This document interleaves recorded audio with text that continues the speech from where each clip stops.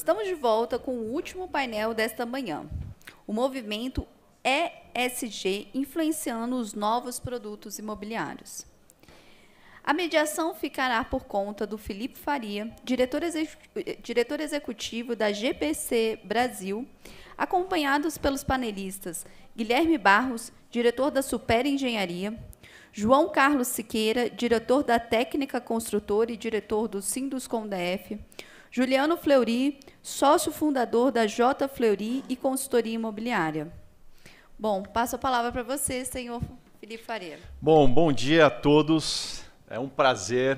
Primeiramente, obrigado, Helena Sinduscom, pelo convite, pela oportunidade do Green. Não sei se todos conhecem o Green Building Council Brasil, mas talvez vocês devem reconhecer pelas certificações de edifícios verdes, edifícios sustentáveis, né, no mercado da construção, que tem bastante atividade aqui no Brasil.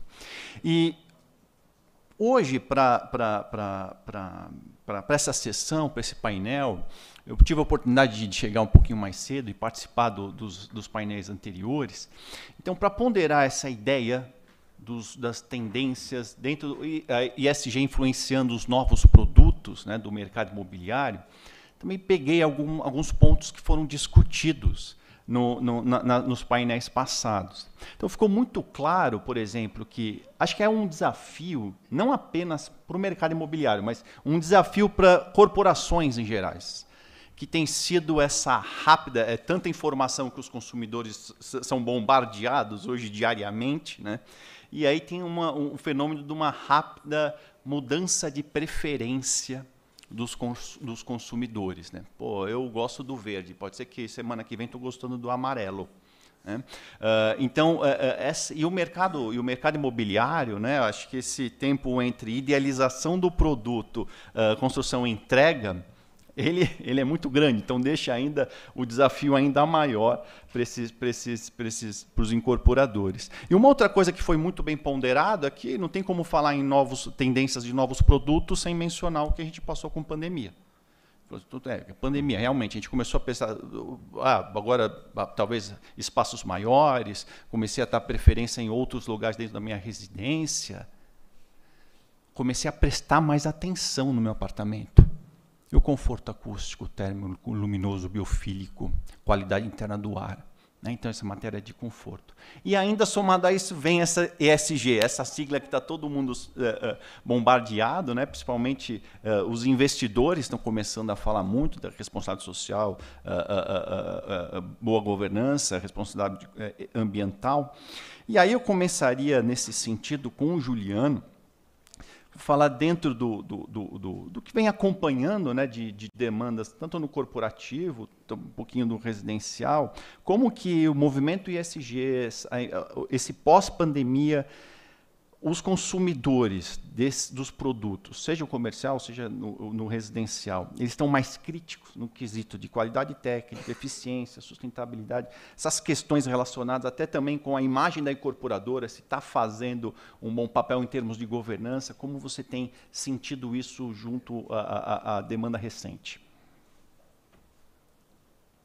Primeiramente, boa tarde a todos. Juliano, isso. Aí. Primeiramente, boa tarde a todos. É uma satisfação estar aqui na casa. Agradeço à vice-presidente Helena pelo convite, a Dionísio, que não está aqui hoje presente, né? Vai chegar tarde, né, Helena? Pelo horário, nós temos um almoço na sequência, vejo que ainda não estão com fome. Vamos lá. Muito oportuna a sua pergunta, Felipe, até porque nós temos que ter um entendimento no mercado imobiliário do que é antes pandemia e pós-pandemia. Nós temos um divisor de águas aí, muito claro hoje, acho que todos aqui que são construtores, enfim, estão participando do mercado de alguma forma, sentiram isso, tá? Então, a sigla ESG, né, que corresponde a ecologia, governança e social. Bom, já está debutando, né, Felipe? O Brasil vem adotando aí, começando por São Paulo, enfim. E chegou em Brasília, nós temos aí 14 anos em Brasília e 18 anos que esse conceito vem se proliferando aí junto aos incorporadores e ao mercado de uma forma geral. De suma importância, nós hoje entendemos que o mundo não é nosso. O mundo não é nosso. Nós somos gestores do mundo. Então temos que fazer um trabalho voltado à sustentabilidade. Todos os projetos têm que ter a característica da sustentabilidade. Obviamente, Felipe, vamos dizer, na ponta final do consumidor, esse reflexo ele se traduziu nos novos projetos. Como você bem colocou, as pessoas estão procurando hoje estar ocupando os espaços públicos de uma forma diferenciada. Os empreendedores, por suas vezes, os arquitetos, enfim, vêm buscando projetos assertivos para que as pessoas tenham esse conforto, né? Nós temos, a nível de governança, um critério que é fundamental, onde nós adotamos para as nossas empresas, já tem 8 anos, que é o compliance, transparência, enfim. Até pela própria lida com o poder público, né, nós fomos obrigados e, posteriormente, foi uma satisfação imensurável conhecer a metodologia e adotá-la, e hoje a praticamos em todas as nossas empresas. O mercado realmente ele requer a atenção do empreendedor em todos os pontos, né? Desde a própria escolha do terreno, vocação, demanda e um projeto assertivo, voltado, obviamente, para as novas tendências. Como você bem colocou, Felipe, hoje o amarelo é a cor da vez, amanhã é o azul, né? E como a gente pode trazer essa dinâmica até através de um cardápio de facilities para que o cliente escolha, por exemplo, a cor que ele quer no imóvel dele. Obviamente, a gente está colocando a cor como um item que é secundário, obviamente, ao nível de certificações, etc. Agora, não tenho dúvida nenhuma, né, principalmente com relação aos empreendimentos corporativos. A mesa aqui, Guilherme, um grande amigo, João, estou tendo o prazer de conhecer aqui hoje. Guilherme, nós participamos de alguns projetos juntos, em parceria, enfim, sempre no lado comercial. E lá atrás, né, Guilherme, eu acredito, há 10 anos atrás, nós já antevíamos essas condições hoje para o mercado. Não só para grandes corporações, governo federal, mas como pequenos escritórios. Então, as pessoas hoje querem renovação de ar, querem ter um pé direito diferenciado, uma qualidade de ocupação que converge exatamente com as certificações, que seja LEED, que seja Procel, que seja Aqua. Então, temos que estar atentos, Felipe. Né? E o mercado, como você colocou, dentro dessa dinâmica, trazer a possibilidade para o projeto, porque a analogia que eu sempre faço, os projetos imobiliários eles têm uma característica de uma viagem de transatlântico. Então, você sai de um lado, você vai ter que bater do outro lado. Projeto aprovado em execução, você não muda, né? Então, na concepção do projeto, muito importante que veja essa condição pontual da flexibilidade, né? Nós temos que entender que as mudanças estão acontecendo e acontecendo de uma forma muito dinâmica, como você colocou, Felipe. E é isso, amigo. E o que a gente fala, não, tá tendo essa mudança de comportamento, pode ter, ela é imprevisível. Mas também a gente brinca. Seja qual for a mudança, não vai ao desencontro de conforto, eficiência e sustentabilidade. E aí eu tive muito prazer, quando a Helena fez o convite, estar junto com o Guilherme, que a gente, no Green Building, a gente chama a liderança como Guilherme como os early adopters. Tem early adopters em alguns outros estados. Por que eu estou falando isso? Dentro desses desafios de edificações que esbanjam o desempenho em termos de energia, de eficiência, sustentabilidade e conforto, né? Você tem essas certificações internacionais.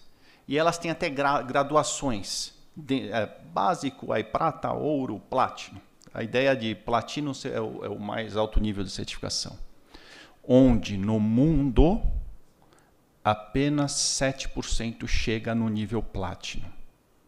Então, apenas 7% chega no nível platino. Então, muitos prédios corporativos recentemente construídos em Chicago, em Nova York, em Londres, não chegaram nesse nível de eficiência. E há anos atrás, 2018, entregue, né? 2018 entregue, então acho que pensado antes, bem antes de 2018. Essa é a primeira certificação Platino do Centro-Oeste, num corporativo, que é o Portinari. Eu até brinquei com o Guilherme que, por coincidência, ontem eu estava num evento do edifício Faria Lima Plaza. É uma grande torre que saiu ali no Lago da Batata, início ali da Faria Lima. Era um evento da Samsung. E a Samsung estava apresentando as inovações para ar-condicionado no residencial e no corporativo. E eles estavam se vangloriando daquele prédio, que é um sistema altamente eficiente de energia e tal. Mas eles pararam para mencionar o Portinari. Ah, mas olha, tem um em Brasília. Então, eu queria pedir para o Guilherme para comentar um pouquinho dessa experiência e comentar um pouco do Portinari. Não sei se todos conhecem do ponto de vista das eficiências, né?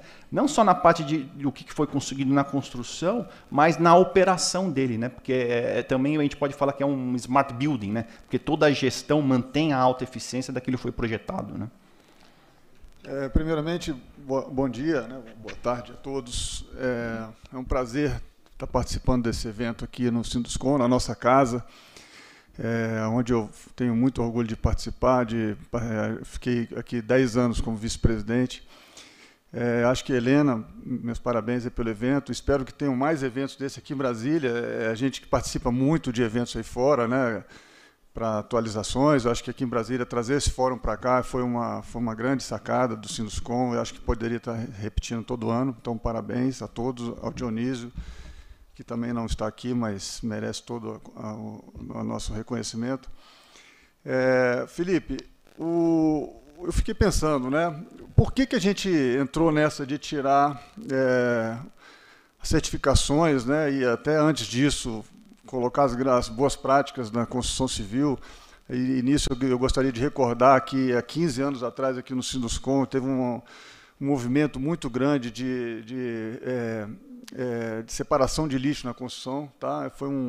Foi antes de se falar em alguma coisa mais estruturada, foi uma iniciativa até do engenheiro Marco Aurélio. Né? Houve aí vários canteiros se atualizaram e conheceram essas boas práticas, a gente foi um deles. Mas lá atrás, eu acho que 10 anos atrás, a gente tirou nossa primeira certificação, né? A gente recebeu a nossa primeira certificação, então os primeiros projetos, há 15 anos atrás, foram começando. A gente não tinha um cenário de benefício financeiro, né, imediatamente, mas a gente tinha uma clareza que a indústria da construção civil era muito poluente, né? É uma indústria muito... usa muito recurso natural e a gente... dentro de casa tinha uma premissa nos nossos projetos de tentar fazer alguma coisa um pouco melhor, né?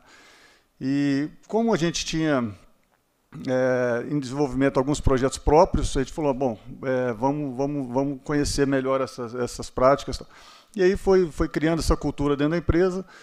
E depois que você começa esse processo, ele vai ficando mais fácil, né, dentro da empresa, mais barato. Os primeiros são realmente muito trabalhosos ali, né, há 10 anos atrás. A cadeia de descarte era muito pequena. Então a gente tinha que desenvolver ainda os recebedores de resíduos, né, para poder fazer a reciclagem, o reuso. Então hoje em dia eu acho que já está um pouco mais avançado. Está aqui o Luciano, que trabalha nessa área aí, e faz um trabalho maravilhoso.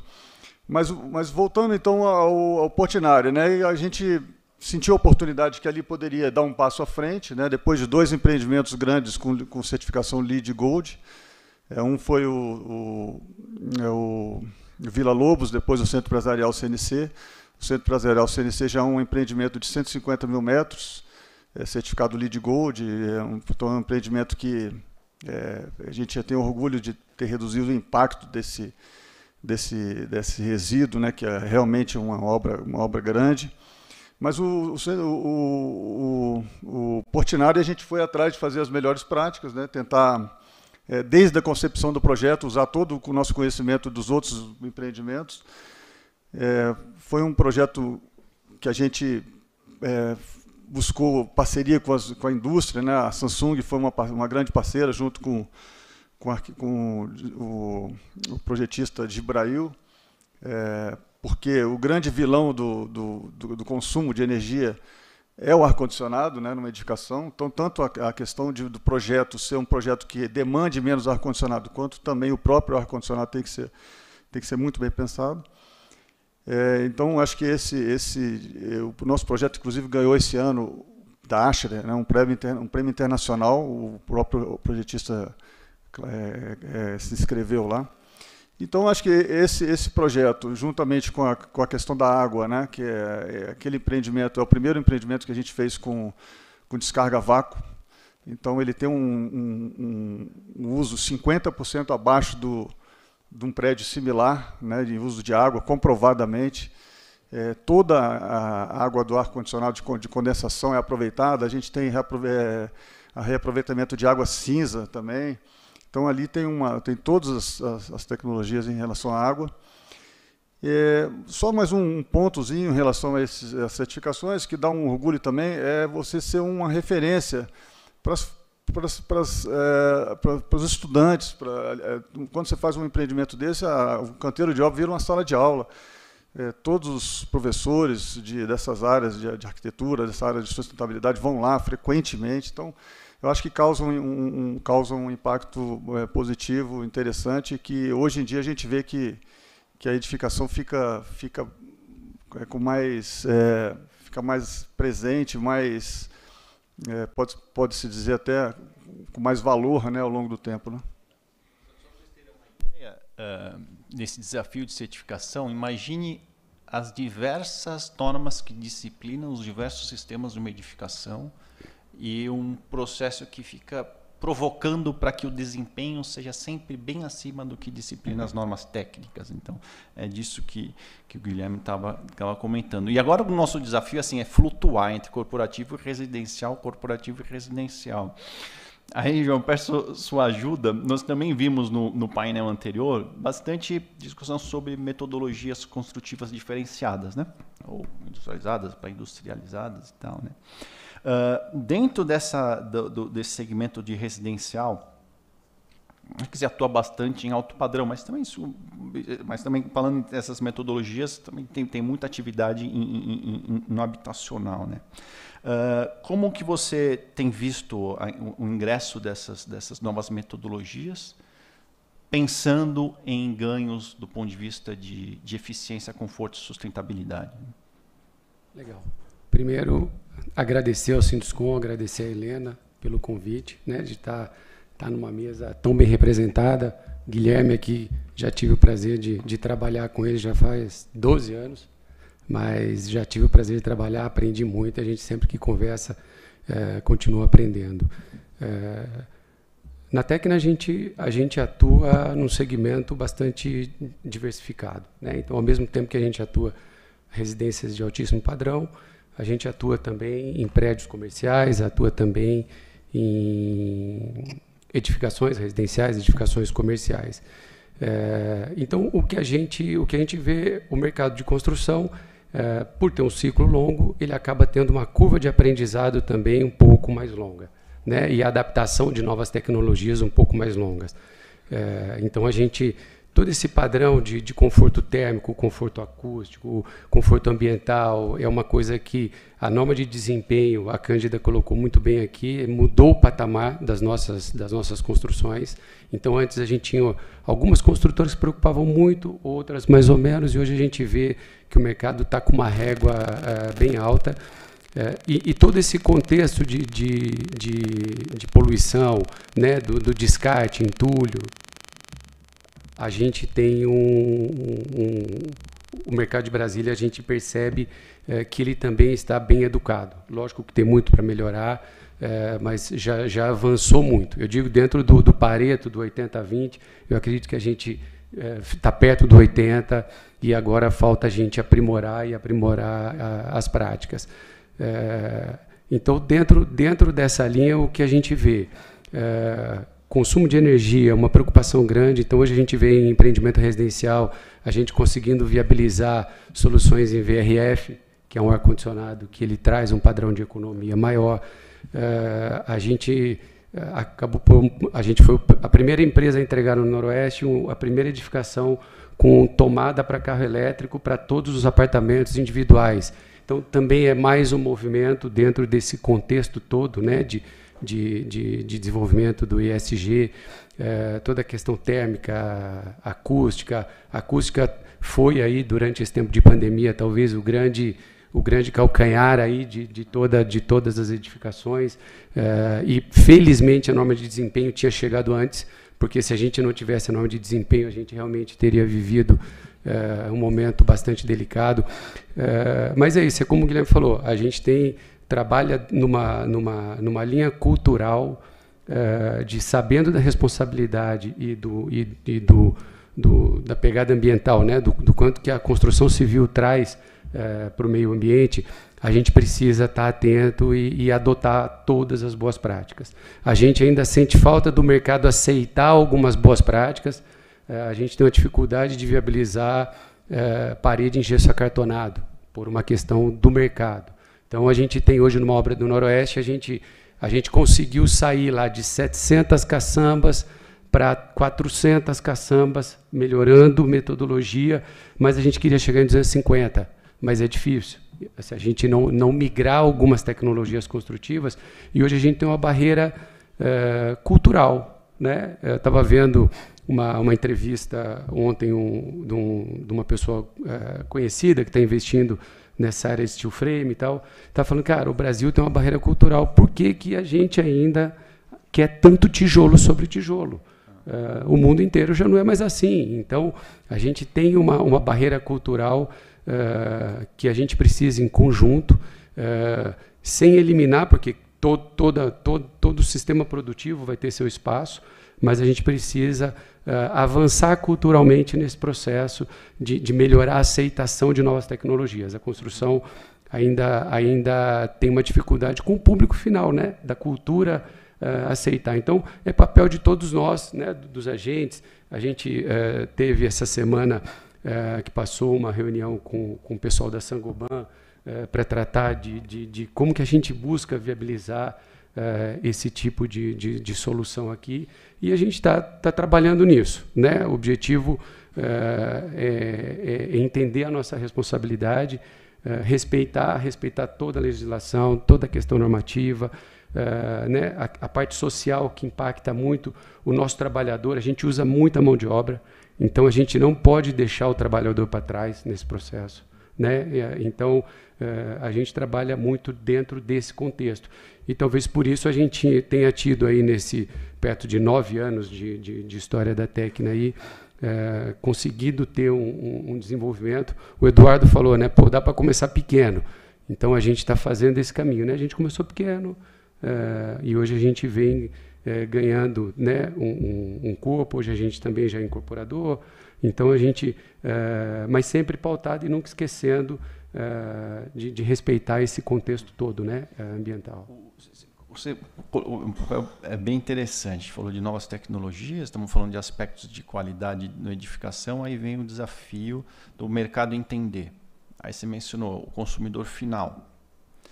Então a gente está nesse processo de transformação. Como falar consumidor? Então aqui a gente dá um desafio de informação, de mensagem. Aí fazendo uma autocrítica. Nós estamos trabalhando nessa mensagem. Por exemplo, Juliano, a gente falou muito em melhora de acústica, melhora de conforto. Foi abordado nas sessões anteriores. As edificações estão preparadas no momento que ela vai se comunicar com esse consumidor final, falando assim, ó, deixa eu falar uma coisa. Olha o quanto que, do ponto de vista de saúde, a qualidade de uma edificação ela pode influenciar em aspectos que pode deixar você mais receptivo ou menos a uma doença crônica, a um desconforto que vai gerar determinado nível de estresse, alguma coisa assim, ao longo dos anos. Ao invés de falar, olha, passei na norma, estamos entregando um manual de conforto térmico, um manual de conforto acústico, um manual de conforto luminoso. Quando a gente fala de investimentos em eficiência, a gente está explicando para esse consumidor da edificação que o ciclo de vida de um prédio, vamos dar 60 anos para ele, analisar o custo dele em 60 anos, apenas 15% é construção, 85% é operação. A gente está avisando ele que nós estamos investindo em eficiência para ele, porque é ele que vai perceber os benefícios dessa eficiência. Como você vê, Juliana, esse desafio da gente melhorar, inclusive empresas, inclusive a indústria, também melhorar nesse aspecto da comunicação, informando os benefícios das soluções e empreendimentos relacionados a essa matéria de conforto, eficiência e sustentabilidade. Está desligado. Aí. Felipe, eu vejo que o consumidor ele tem que entender. O legislador, até por força aqui da própria casa, enfim, nós já temos aqui no Distrito Federal algumas regulamentações legais que traduzem, por exemplo, questão de laje, acústica, enfim. Então, na legislação, nós já chegamos, né? Agora, obviamente, tem que ter um trabalho de conscientização do consumidor, né? E todas as incorporadoras têm que se atentar para isso, né? Marketing principalmente, justamente nesse sentido, Felipe. Então, você tem um valor ali na construção, que é um valor significativo para dar esse conforto acústico, citando o conforto acústico, tá? Então, e isso, muitas vezes, o consumidor não tem a ciência do que ele está comprando, né? Por falta realmente de uma informação, eu acho que tem que vir de uma forma didática e voltada muito nas campanhas publicitárias das incorporadoras, das construtoras e seus departamentos de marketing, justamente para conscientizar o consumidor da diferença de comprar um imóvel que não tenha essa eficiência em contrapartida de um que tenha, tá? Então, é um trabalho de formiguinha, né, Felipe? As coisas vão acontecendo não na velocidade que nós gostaríamos que acontecesse, mas, na verdade, o movimento ele existe, né? A conscientização, acho que ela tem que ser de uma forma mais agressiva, como eu coloquei, e que haja realmente a consciência do consumidor desse diferencial, né? Então é isso, Felipe. E Guilherme, saindo um pouco para o corporativo de alto padrão, dependendo da praça, por exemplo, em São Paulo, você já tem estudos mostrando aumento de velocidade de ocupação, melhora a retenção, mas não em salas comerciais. A gente tem um desafio em salas comerciais. Começando a ver agora um ou outro empreendimento que você vê que não é desses de alto padrão, em praças como São Paulo, que olha, uma empresa aqui me questionou para alugar uma sala, mas perguntou como é que eu estou em matéria de eficiência, né? Qual que é o timeline que você vê isso podendo sair desse topo da pirâmide de corporativo alto padrão, descer um pouquinho, né? E também poder público. Por que poder público não é o principal contratante de edificações mais eficientes, sendo todo esse custo de operação é um encargo alto nas edificações públicas? Tá, vamos separar em duas partes. A Supera, a nossa empresa, a gente atua na área de residencial, né, de alto padrão e corporativo. Então, a gente não atua muito em salas comerciais. Tá? Só dando um passo aqui no residencial, eu acho que eu tive acesso há pouco tempo nas novas certificações do GBC, né, que é o residencial, né? Eu acho que aí está a grande revolução que pode fazer uma grande diferença no nosso setor, porque o volume do residencial é bem maior que o comercial, né, o volume de obras. E grande parte desse processo de certificação no residencial já está incorporado na norma de desempenho, né? A norma de desempenho ela já dá uma introdução grande nesse processo. Então, eu acho que a partir do momento que as empresas conseguirem vender isso para o cliente, porque hoje a norma de desempenho ela chegou meio que aumentaram os custos da construção, né?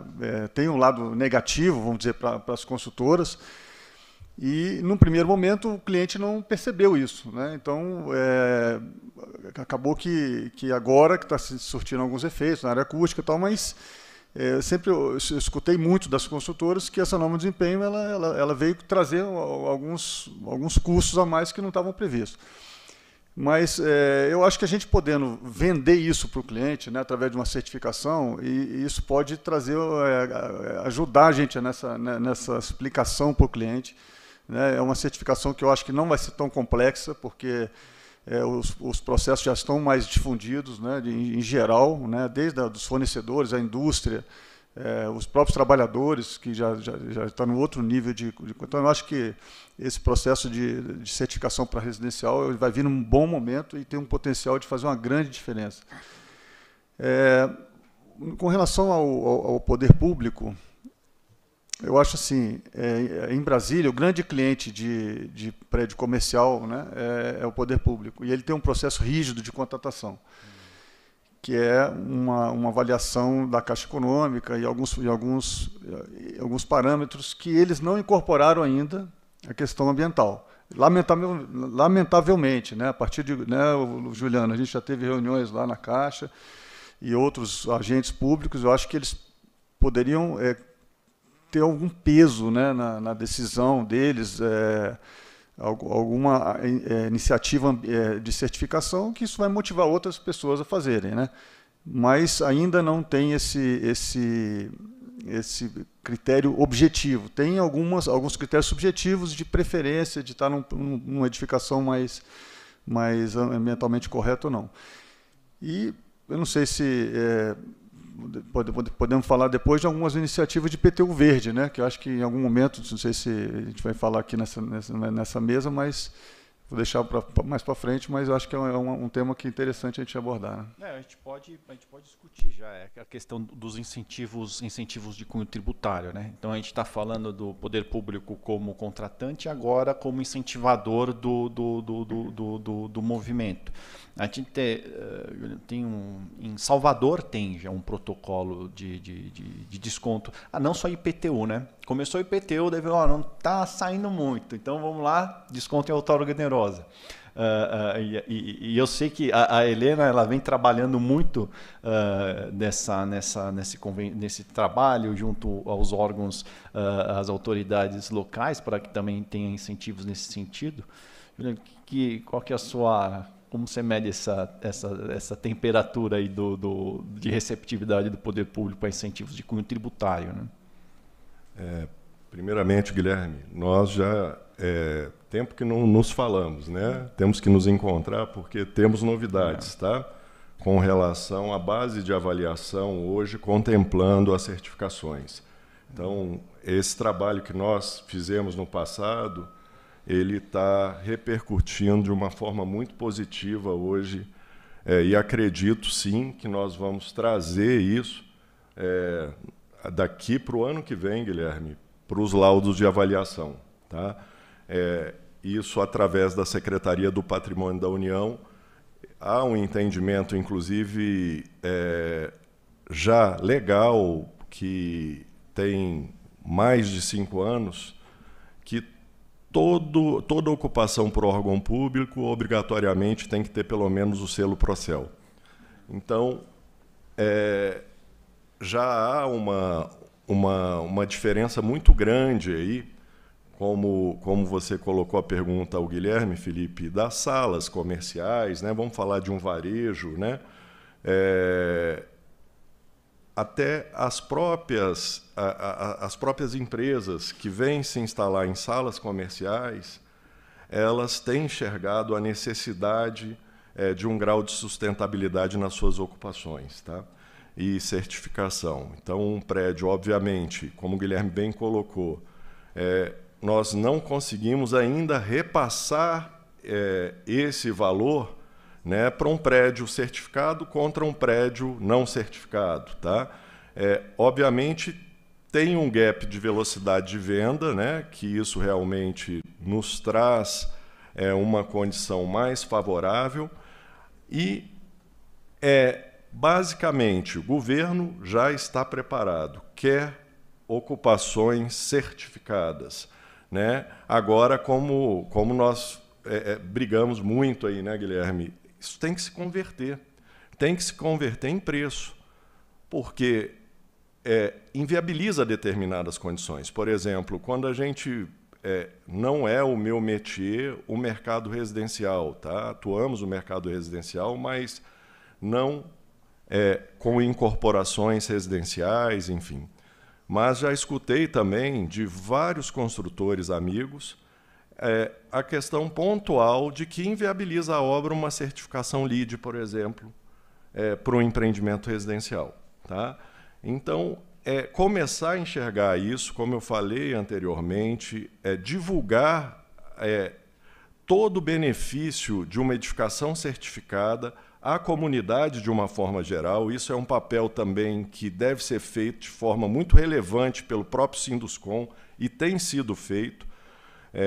Montamos uma comissão onde a Helena realmente entendeu o recado, né? Montamos uma comissão do qual você, inclusive, participou de uma reunião ou duas reuniões com relação ao tema, para pleitearmos junto ao BRB, aos demais bancos, taxas diferenciadas para empreendimentos certificados, né? Então, vai além do IPTU verde. Como a gente vê o Santander já nesse movimento, né, o próprio BRB, que nós estamos ali batendo, já há uma ordem do presidente, não é? Para que seja feito, mas estamos ali no limbo do departamento técnico do banco. Mas acredito que é essa questão, água mole e pedra dura. A gente vai conseguir abrir esse caminho, né? É legal perguntar para o João e para o Guilherme como é que eles veem essa questão do incentivo financeiro. Como o Juliano mencionou do Santander. O Santander, ele divulgou recentemente qual o incentivo que já está divulgado. Então, eles mexem muito no fluxo de caixa. Olha, ao invés de... Primeiro que ao invés de financiar apenas 80% do custo de obra, eu vou estar financiando 100%. O repasse, eu vou iniciar com apenas 1% de avanço físico, não precisa ser 15%, 20%. E outra também, ele permite a liquidação antecipada do contrato com 70%, salvo engano, de obra concluída, não precisa finalizar, entregar a chave, né? Como que vocês verem a questão do incentivo financeiro também, que às vezes pode ter que seja mais determinante que descontos em tributos, né? O que eu vejo que é interessante nesse contexto é que precisa ser percebido o valor, né? Tanto para quem está fazendo quanto para quem está recebendo. A gente vê isso, carro elétrico, né? Que está com IPVA e 5 anos de IPVA grátis. A gente viu hoje praticamente todas as residências e todos os prédios que a gente faz têm energia fotovoltaica, porque o cara sente ali na hora, né, a redução da conta dele.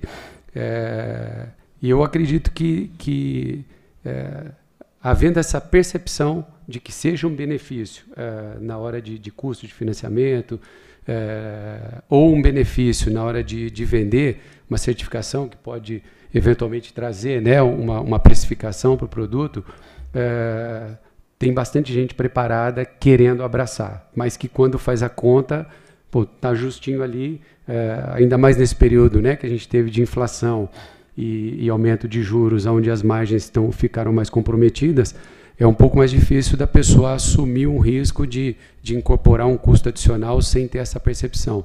Então, mas eu vejo que movimentos como esse, né, de viabilizar que os bancos financiem ou com taxas menores ou numa condição melhor, são impulsionadores, né? Todo movimento, todo esse processo de fomento, ele é importante e ele tem que vir da cadeia toda, né? Porque quando ele vem da cadeia toda, ele consegue acontecer de uma forma mais rápida e de uma forma que o benefício consiga ser estendido para todos.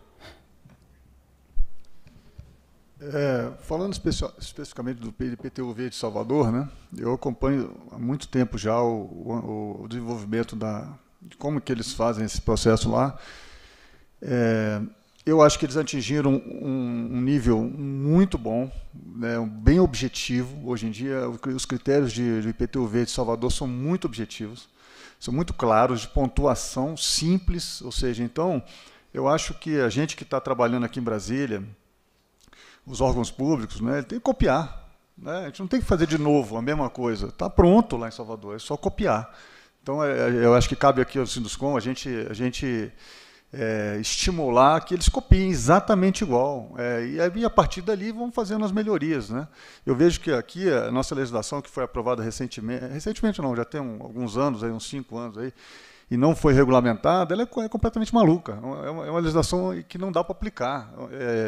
O governo fez bem de não regulamentar, porque ela é impossível. Ela não tem critério objetivo nenhum, ela não tem limite, tem nada. Então, acho que a gente tem que tentar sensibilizar os nossos deputados distritais, né, a fazer uma legislação parecida com quem já está na frente. O Salvador está na frente da gente há uns 10 anos, né, que eles estão nessa luta lá. Então, eu acho que pontualmente em relação ao IPTU-V, e esse IPTU verde, ele estimula muito, né, porque não é só a questão da certificação, né, ali tem critérios objetivos. Quem tem uma iniciativa, por exemplo, do solar, que tem lá, tem um desconto de 0 ponto alguma coisa. Então, qualquer iniciativa que você vai colocando lá, e dentro dos parâmetros que eles colocam lá, inclusive até vale a pena dar uma olhada no programa deles lá, você vai conseguindo descontos objetivos ali. Então, eu acho que nesse sentido, aliado à parte financeira dos bancos, né, você fecha a cadeia toda da parte ambiental e sustentabilidade, que precisa de ser assim, né? Para ela funcionar realmente e ter um volume que precisa de ter, ela precisa de estar com a cadeia fechada, né? Eu acho que a gente está lutando lá junto ao BRB, um banco de Brasília, um banco que tem toda a condição de fazer. É a mesma coisa, copia de Santander. Se o Santander já está na frente, né, vamos passar essa missão para eles. Eles estão fazendo lá, está dando certo, copia deles. Né? Eu acho que... Eu participei com o Santander, foi quase 6 meses de conversa, vai e volta, vai e volta. Então, você tinha lá a equipe de crédito e a equipe do risco de crédito. Né? Então, foi interessante o exercício, porque... alinhado a a intenção, né, dos benefícios, né, tinha todo um trabalho que os departamentos fizeram para comprovar que você seguir protocolos, no caso ali é o GBC Casa Condomínio e também a certificação Aqua da Fundação Manzolini, né, seguir esse protocolo que força desempenho acima tem as normas técnicas como as referências, né, você estava diminuindo alguns riscos inerentes ao processo de construção, fortalecendo uma ideia de procedimentos e bons hábitos em matéria construtiva, evitar valorização de investimento em projetos, evitar que o projeto tenha feito apenas com informação que vem do fornecedor, não, trabalha, evitar o retrabalho, né? Então, verificar as situações que, inclusive, sugeriam realmente para passar desse crivo da discussão do risco do crédito, né? Que o banco também tem que analisar. Então, acho que essas lições aprendidas realmente são essenciais, né? Da gente segue, né? Se não quer, pelo menos customiza só um pouquinho, né? Não inventa a roda, né? Eu não sei se alguém tem alguma contribuição sobre o tema ou quer fazer alguma pergunta direta. Era para eu ter feito essa. Estamos quase terminando. Tá. Então, mas tem alguma? Tem alguma? Por favor. Olá, pessoal. Sou Luciano Alencar, diretor de meio ambiente aqui do Sinduscom. É uma honra participar do evento, muito bem feito, o tema sustentabilidade em voga, isso é sensacional. Pronto. Eu gostaria de ouvir um pouquinho, em outras oportunidades, eu tive a oportunidade de ver o Guilherme falando um pouco dos custos e da rentabilidade de uma obra, de uma construção verde. Guilherme, se você puder especificar um pouquinho mais sobre isso, acho que seria interessante para todo mundo. Obrigado, Luciano. Ao longo do tempo, a gente é uma medição uma métrica difícil de se fazer, tá? O primeiro ponto de partida é esse, né? Não é uma métrica tão objetiva assim, porque você tem que partir da onde você estaria com o seu empreendimento, né? O que você já faria sem aquilo. Mas assim, a grosso modo, né, os primeiros empreendimentos que a gente fez há 10 anos atrás, eu posso te falar que a gente estaria na faixa de 5% a 6% a mais do custo. Tá? Hoje, o Portinari ali, a gente avalia que foi na faixa de 3% a 4% a mais. E quanto maior a edificação, mais diluído esses custos, né? Então você consegue, porque tem alguns custos que eles são inerentes ao processo, né? Treinamento, as consultorias, as visitas, né? Mas hoje em dia eu arriscaria dizer que está em Brasília, né, a gente está um pouco fora do eixo São Paulo-Rio, que é onde estão as indústrias, que talvez lá o custo seja menor, né? Aqui a gente tem que, por exemplo, para tirar um selo Platinum, você tem que ter uma distância máxima de transporte de caminhão e tal. Então eu arriscaria dizer que um Platinum hoje em dia deve ser uns 4% aqui em Brasília, né? Mas é um número, não é tão preciso assim, mas é nessa faixa. Tá? Poder colaborar um pouquinho a importância nessa discussão de custo, o mais importante, invista em inteligência de arquitetura e engenharia. Se investir em inteligência, você vai abrir a porta para a inovação. E aí você vai maximizar essa ideia de eficiência, conforto e sustentabilidade. Invista em projeto. Isso já com experiência de muitos empreendimentos certificados no Brasil e também de matérias que vêm de fora. Mas alguma... Então, eu vou... Só um complemento aqui, Fábio. Felipe, desculpa. Complementando o que o Luciano perguntou, a gente tem uma empresa também de operação, né, que é a Orion, né? Então, a gente consegue enxergar o benefício da certificação ao longo do tempo. Quando eu falo aqueles 4%, é em cima da construção. Tá? Quando você pega o benefício ao longo do tempo, na operação, aí você consegue ver que realmente você vai diluindo esse investimento lá feito e tem um benefício muito grande ao longo do tempo. A gente tem vários estudos lá, a gente inclusive apresenta nacionalmente que a gente é uma das empresas que mais usa os sistemas instalados, né? Porque não adianta você instalar vários sistemas numa edificação e depois ele não usar. Aí é melhor nem ter, porque só vai encarecer o processo. Então, a gente tem várias métricas em relação ao período de operação do prédio, que depois, se você tiver interesse, eu posso passar para vocês. Mas esse é hoje o que mais se discute nesses movimentos internacional de construções eficientes, é essa fase aqui, é o desempenho. Né? Então, o desempenho realmente a gente até teve durante a pandemia, foi até interessante, a gente Durante a pandemia, a gente abriu uma discussão e participou os profissionais da Orion, que era o seguinte: só era possível as pessoas ficarem em casa em segurança porque quem opera não parou, quem operava as edificações não pararam, né? E aí a gente teve algumas discussões, então foi tipo assim, 3, 4 semanas após o Fique em Casa. E o pessoal estava falando, era tanta a forma de operar, você tinha uma capacidade técnica acompanhada com tecnologia ali inserida em alguns projetos, que no dia 1 após o fechamento, que a ocupação saiu de 100% para 10%, no dia 1, por conta da inteligência, aquele prédio já estava preparado para funcionar com apenas 10%, e já estaria preparado para voltar do ponto de vista de segurança sanitária, qualidade interna do ar, controle de tudo isso, assim que liberado. Então a gente está falando muito de conforto, entendi também a questão de qualidade interna do ar, ambiente saudável, eficiência do processo construtivo, né? Mas a operação Juliana, a operação é que realmente vai fazer aquilo que a gente está falando que é potencial de redução acontecer, né? É interessante que quando a gente vem para o mundo residencial, esse desafio ele fica muito grande, porque um prédio pronto ele é entregue para um condomínio, vai para a mão de um síndico, e aí foi instalado lá um super sistema de supervisão predial, sistema de tratamento de águas cinzas. E aí o síndico, com 2 meses, a taxa de condomínio ele precisa baixar, ele desativa tudo e tudo aquilo que foi colocado. Então, esse processo cultural, ele no mundo residencial, que está muito atrás, né, do comercial, ele precisa de um apoio cultural e normativo e de leis e tal, que realmente a gente consiga...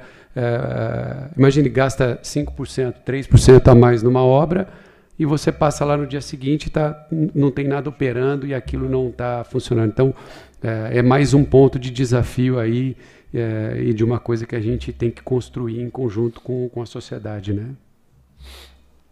Pessoal, mais alguma pergunta antes do fechamento? Juliano, dito tudo isso aqui, para você, qual que é a importância da colaboração? Porque a gente falou em desafios diversos e acabamos compartilhamos responsabilidades tanto da iniciativa privada, pensando nas incorporadoras construtoras, mas também envolvemos a indústria, poder público, instituições financeiras e as associações. É tudo, Felipe.